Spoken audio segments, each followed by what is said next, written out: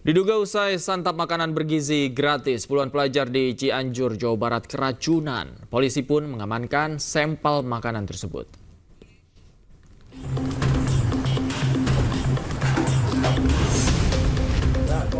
Puluhan pelajar di dua sekolah di Cianjur, Jawa Barat mengalami keracunan massal. Diduga para korban keracunan usai menyantap makanan bergizi gratis yang dibagikan pada Senin lalu. Sejumlah sampel makanan dan sisa muntahan langsung diamankan untuk diuji laboratorium. Polisi pun sudah memeriksa sejumlah saksi. Langkah-langkah berikutnya sudah kita lakukan, yaitu kita melakukan klarifikasi pada pihak-pihak terkait. Ada sekitar 10 orang yang sudah kita lakukan pemeriksaan, mulai dari VIC CV, kemudian Kepala SPPG Kecamatan Cianjur, Ahli Gizi SPPG, Accounting SPPG Kecamatan Cianjur, tim masak, ada 3 orang, tim pengemasan atau packing, kurir atau pengantar makanan, ada 2 orang. Jadi total yang sudah kita lakukan pemeriksaan ada sekitar 10 orang. Penyebab pastinya para korban keracunan belum bisa ditentukan. Polisi masih menunggu hasil laboratorium kandungan yang terdapat dalam makanan dan sisa muntahan.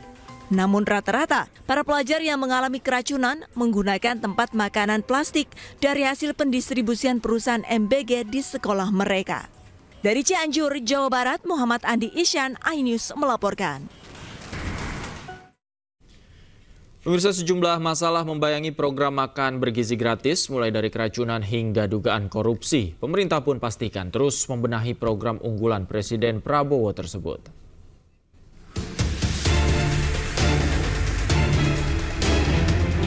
Kasus keracunan program makan bergizi gratis terjadi di Madrasah Aliyah Negeri 1, Cianjur, Jawa Barat.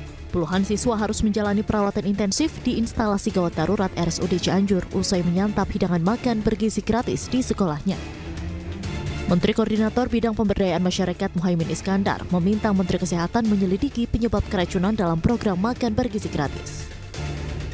Nah, itu yang harus dicek sumber utamanya ya. Nah, tolong kepada Kementerian Kesehatan mengecek sumber utama keracunan itu, apakah dari dapurnya, apakah dari proses angkutannya, apakah dari tempat lain. Nah, nanti kita tunggu aja investigasinya. Laboratorium Kesehatan Daerah harus cepat ya mengambil langkah-langkah supaya kita tenang. Selain kasus keracunan, program makan bergizi gratis juga dibayang-bayangi oleh dugaan penggelapan dana yang kini kasusnya tengah ditangani oleh Polres Metro Jakarta Selatan. Merespons masalah tersebut, Presiden Prabowo Subianto menjamin untuk mengurus dan menyelesaikan masalah itu. Presiden juga menegaskan akan menjaga setiap rupiah uang rakyat agar tidak disalahgunakan.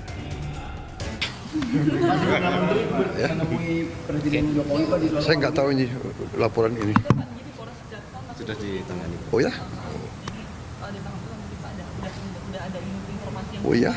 Oh ya, belum. Pasti diurus. Setiap sen uang rakyat akan kita jaga. Ya.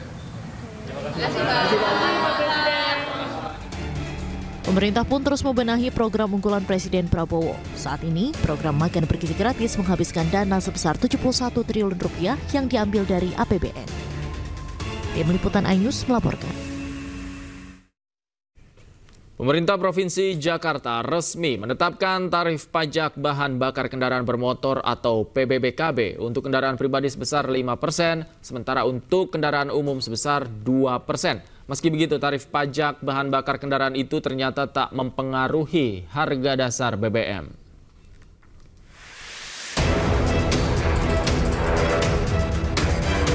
Staf khusus Gubernur Jakarta Justinus Prastowo menegaskan berkat relaksasi tarif pajak oleh Gubernur, bahan bakar kendaraan masyarakat tidak akan mengalami beban tambahan yang mempengaruhi harganya.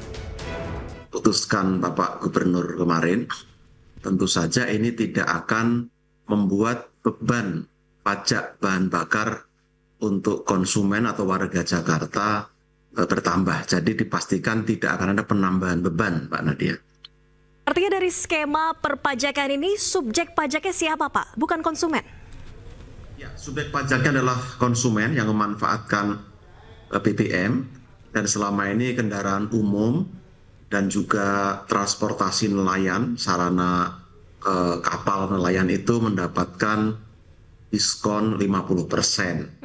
Jadi kita pastikan siapapun yang mengonsumsi BBM di wilayah Jakarta akan menanggung pajak yang sama dengan daerah lain dan juga sama dengan tahun sebelum 2024, yaitu 5% besarannya. Jadi dipastikan tidak akan ada kenaikan karena relaksasi yang diberikan itu akan membuat tarif yang tadinya 10% akan kembali menjadi 5% bebannya. Seperti diketahui sebelumnya, tarif pajak bahan bakar kendaraan bermotor atau PBBKB di wilayah Jakarta segera diterapkan. Gubernur Jakarta Pramono Anung menjelaskan bahwa tarif PBBKB yang semula 10% dipangkas menjadi 5% untuk kendaraan pribadi dan 2% untuk kendaraan umum. Kebijakan ini akan dituangkan dalam peraturan gubernur dan akan disosialisasikan kepada masyarakat. Kemarin saya sudah memutuskan untuk Jakarta kami akan memberikan relaksasi ataupun kemudahan ataupun diskon yang dulu dipungut 10% menjadi 5% untuk kendaraan pribadi dan menjadi 2,5% atau 2% nanti di lapangan diputuskan untuk kendaraan umum. Sebelumnya penetapan tarif pajak BBM diatur langsung oleh Pertamina dan berlaku selama lebih dari 1 dekade.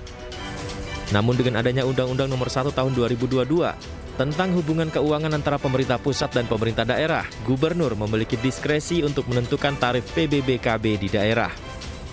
Tim Liputan iNews melaporkan.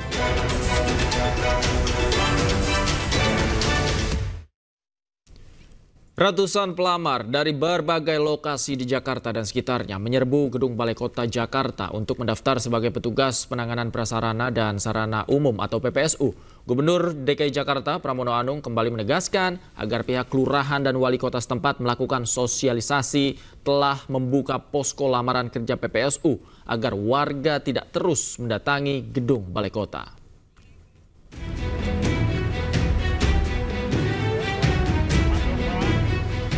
Sejak pagi tadi ratusan pelamar PPSU terus berdatangan ke kantor Gubernur DKI di Gedung Balai Kota Jakarta, Jalan Medan Merdeka Selatan, Gambir, Jakarta Pusat. Mereka rela antri demi mendapatkan giliran menyerahkan surat lamaran sebagai pasukan Orange. Masih membludaknya jumlah pelamar yang datang, membuat mereka tetap harus antri lama dan berdesak-desakan. Melihat kondisi ini, Gubernur Jakarta Pramono Anung kembali menegaskan agar pihak kelurahan dan wali kota setempat melakukan sosialisasi telah membuka posko lamaran kerja PPSU agar warga tidak terus memenuhi dan membludak di Gedung Balai Kota. Warga juga bisa mendaftar secara online melalui laman jakarta.go.id soal lowongan kerja. Secara khusus kami sudah meminta kepada wali kota dan juga kelurahan terkait untuk hal yang berkaitan dengan PPSU ini proaktif untuk menerima pendaftaran. Kalau pendaftaran masih banyak, memang artinya orang yang membutuhkan kerja juga meningkat. Sehingga dengan demikian sekali lagi pemerintah Jakarta pada periode ini mengalokasikan 1.100 PPSU. Kalau kemudian yang mendaftar banyak, ya itu adalah realita. Dengan demikian kami akan melayani pendaftaran ini sampai selesai dan untuk itu nanti prosesnya akan dilakukan secara terbuka. Mereka mengaku tak mengetahui jika kantor kelurahan dan wali kota setempat telah membuka posko lamaran kerja serupa karena belum ada pemberitahuan. Dari grup RT. Oh, grup RT. Ya. Pak RT yang share. Karena dari kelurahan. Dari kelurahan katanya nggak ada. Nggak ada. Oh, dari kelurahan nggak ada. Belum dapat info juga dari kelurahan. Selain kuota 1.100 orang untuk posisi sebagai petugas PPSU, pemerintah Provinsi Jakarta juga membuka lowongan pekerjaan sebagai petugas damkar, pasukan biru atau dinas tata air dan pasukan hijau atau dinas pertamanan. Sejak lowongan kerja dibuka, sebanyak 7.000 lebih warga telah memasukkan surat lamaran mereka. Dari Jakarta, Rani Sanjaya, iNews melaporkan.